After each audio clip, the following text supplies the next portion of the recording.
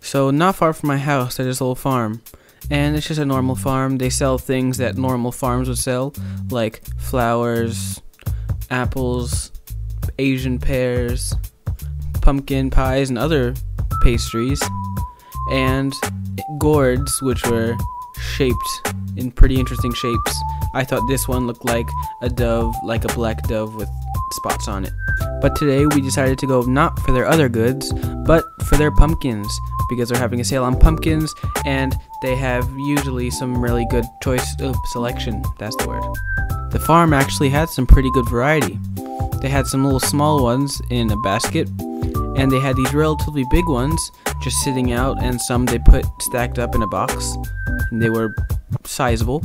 But I decided to go for a normal sized one that would be perfect to carve out for Halloween. After looking around a bit, I found the perfect pumpkin. It was nicely shaped, had proper size, had a few imperfections here and there, but it would do perfectly for what I was trying to do.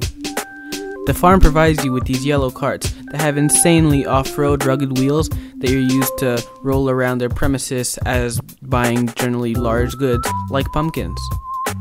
So I went over to my pumpkin, lifted it up, and brought it over to my yellow cart and dragged it away to the cashier to get it paid for. After paying, we brought up the pumpkin, put it in the boot of our car, and then we drove home to get ready for the carving.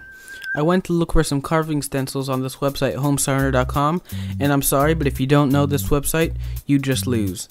So I found this stencil that I thought would fit my interests perfectly, so I chose it, put in the size of my pumpkin, and printed.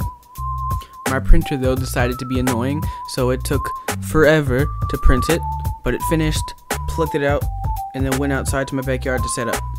I put down my stencil, and then went over to get my pumpkin, and then brought that over on the table, and then went to go get some tools to get ready for the carving. So I got all the tools, and the rest of this video is time lapse of the carving, so enjoy that time lapse.